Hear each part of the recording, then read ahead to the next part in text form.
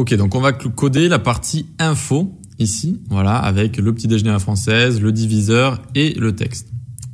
On vient là, point info, grid area. Du coup, ça démarre à la 3e ligne de rangée, 2e ligne de colonne, jusqu'à la 4e ligne de rangée, 5e ligne de colonne.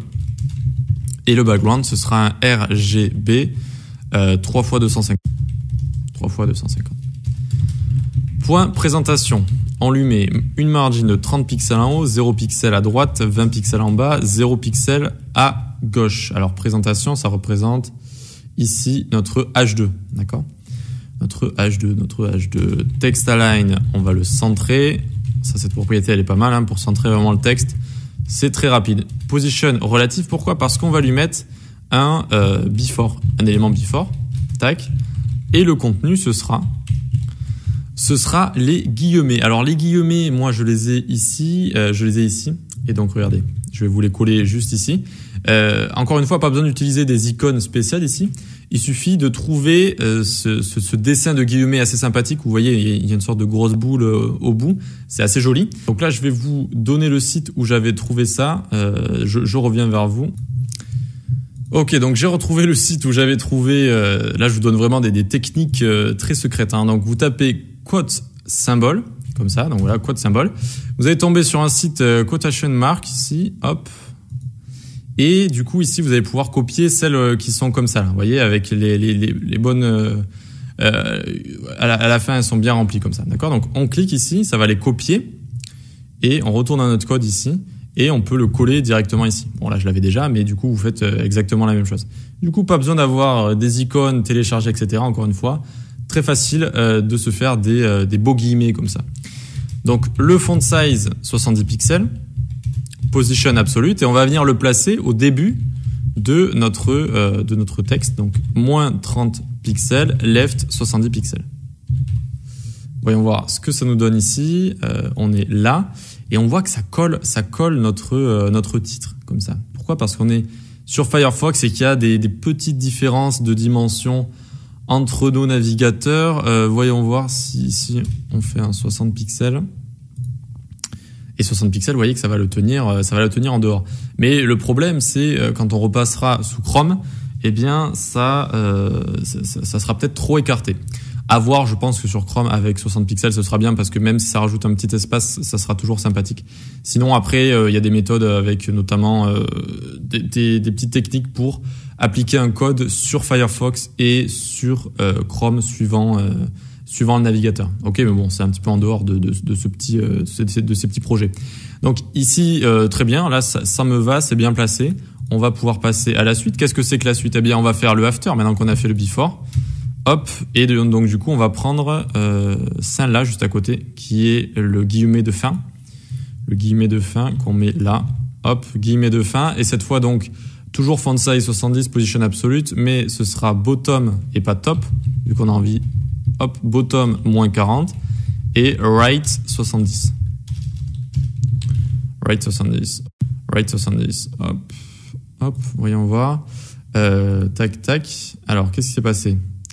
J'ai mis un... Oui, je sais ce qui s'est passé. J'ai oublié de mettre after ici. Before et after. Hein. Before, after, comme ça. Before, after. Donc, hop, ici, on voit que c'est un petit peu trop collé encore. Donc, j'ai la solution ici. On va venir lui mettre un right 60. Un right 60 ici. Et voilà. Tac, super, c'est bon. On a notre titre avec nos guillemets comme ça. On peut passer à la suite. Donc pour le diviseur, on voit qu'il prend tout l'espace disponible. Enfin, il prend toute la ligne. C'est le comportement de base. Mais on n'a pas envie qu'il prenne autant d'espace. Donc on vient ici. Point divider, je l'ai appelé comme ça. On va lui mettre une width de 60%. Voilà. Point ingre. Pour les ingrédients, le lorem ipsum, j'ai imaginé que c'était des ingrédients, mais vraiment, vous pouvez mettre des descriptions, tout ce que vous voulez. 0 pixels, 30 pixels, le padding. Text align, center. Color, RGBA, 0, 0, 0, 0. Et ici, on lui met un 0,8. Hop, et on a fini avec la partie ingrédients. Voyons voir ce que ça donne ici. Tac, vous voyez que le divider ici, on lui met 60% et de base, il va du coup enlever des deux côtés 15%. 15%, 20%. Je suis fatigué, je vous dis. 20% des deux côtés, et donc il va se centrer comme ça tout seul. Donc ça, c'est exactement ce qu'on voulait, c'est super. Et on a le texte juste en dessous qui est centré, ça le fait bien, c'est cool. On va pouvoir passer à la partie notes à droite. Voilà, donc on y va tout de suite. Analysons d'abord notre HTML. Qu'est-ce qu'il y a dans les notes ici? Donc il y a d'abord note qui est le conteneur. On va avoir NT ici pour la note en elle-même. Ça, on le décommente. Voilà, ça va être toutes nos étoiles et la demi-étoile à la fin. Et on va avoir ensuite le nombre de votes. Ici, nombre, on aurait pu mettre nombre de votes comme ça. Nombre de votes. Allez, donc on vient ici. Point note, on va lui faire le petit carré du fond. Donc c'est-à-dire, on commence à la 3e ligne de rangée, 5e ligne de colonne, jusqu'à la 4e ligne de rangée, 6e ligne de colonne. On lui met un background pink, tout simplement. La couleur va être assez bien. Et puis je me suis rendu compte à la fin que ça faisait le drapeau plus ou moins français, bleu, blanc, bon, rose du coup, mais bon, sans avoir trop fait exprès. Je me dis, gardons ça.